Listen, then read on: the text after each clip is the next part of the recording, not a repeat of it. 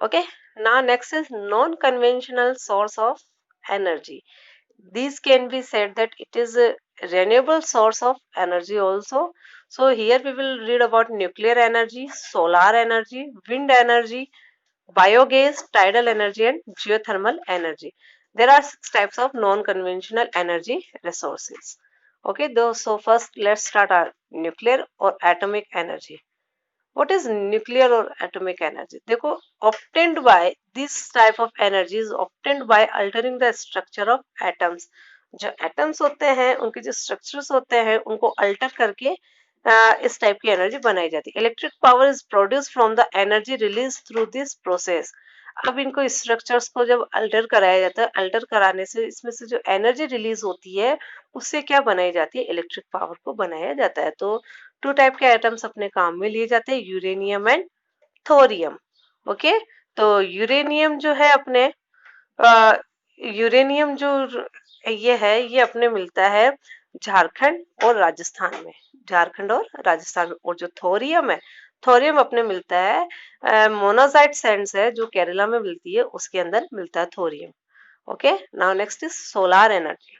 Solar energy now is becoming popular in village areas or remote areas both. Okay, what is solar energy? Solar energy is the energy which is generated from the direct sunlight. Sunlight के through किया जाता है. और कौन सी technology होती है, ये होती है photovoltaic technology. Convert sunlight into electrical energy. Okay, photovoltaic technology के थ्रू क्या होता है, जो सनलाइट होती है वो किस में चेंज हो जाती है, इलेक्ट्रिकल एनर्जी में चेंज हो जाती है. ओके, और largest solar plant of India is located in Madhopur near Bhuj in Gujarat. और सबसे बड़ा जो इंडिया का जो लार्जेस्ट सोलर पावर प्लांट है वो कहाँ है, गुजरात में. ठीक है, now it is wind power. Wind power largest wind, जो विंड पावर क्या होती है कि जो वो एनर्जी जो विंड से अपने को जनरेट की जाती है, इसमें लार्ज टर्बाइंस होते हैं, है ना. और ये कहाँ है अपना, देखो सबसे बड़ा largest wind farm cluster is located in Tamil Nadu from Nagercoil to Madurai. Okay, Nagercoil to Madurai तक है तमिलनाडु में. इसके अलावा भी आंध्र प्रदेश, कर्नाटका, गुजरात, केरला, लक्षद्वीप एंड महाराष्ट्र, यहाँ भी विंड फार्म्स है. Nagercoil and Jaisalmer are well known for effective use of wind energy. ठीक है, ये दोनों जो जगह है ये विंड एनर्जी के लिए इफेक्टिव मानी जाती है. Okay, so there are 3 types of conventional, sorry non conventional source of energy, nuclear, solar and wind. Okay, now next is biogas. What is the means of biogas? Biogas is a type of energy which is generated from the decomposition of organic matter, yield gas which has high thermal efficiency. ठीक है, जो biogas होती है जो अपने organic जो waste होता है उससे बनाई जाती है. ठीक है, ये विलेजेस में, रूरल एरियाज में बनाई जाती है. जो म्यूनिसिपल कॉर्पोरेशन होता है वो बायोगैस प्लांट लगाते हैं in which the farmers throw all the garbage of the cow dung वगैरह जो भी होता है, केटल डंग वगैरह, जितना भी वेस्ट होता है वो सारा उसमें डालते रहते हैं. उससे जो अपने जो गैस बनती है दैट इज कॉल्ड बायोगैस. इसको गोबर गैस प्लांट भी कहा जाता है. और इसका एक मेन पर्पस ये भी होता है कि जो बचने के बाद में जो मेन्योर होती है उसको फार्मिंग एक्टिविटीज में काम में लिया जाता है. So this is the biogas. Now it is next tidal energy. Tidal energy is a type of hydroelectricity.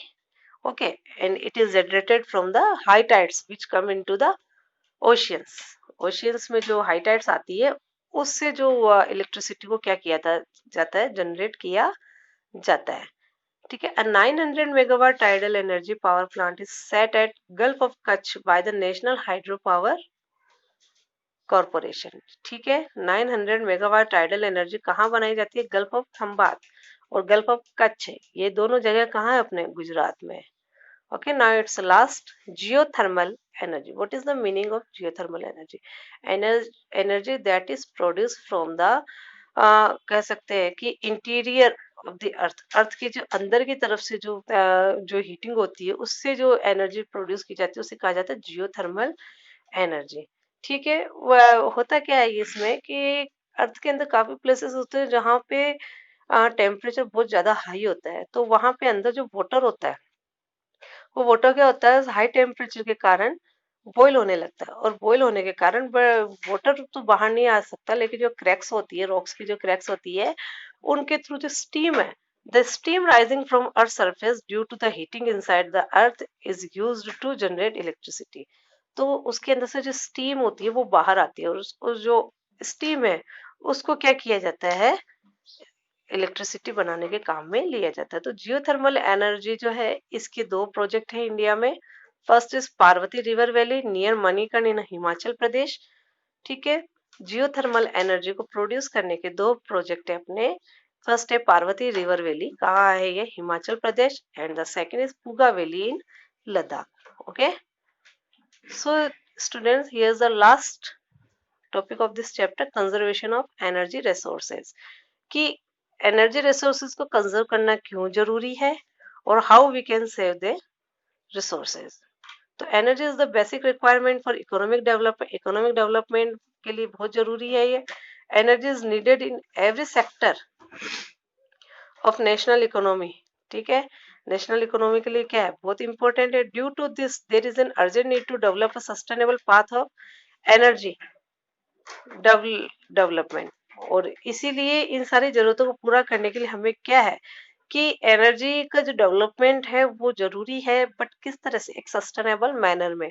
So promotion of energy conservation and increase use of renewable energy sources are two ways of sustainable energy.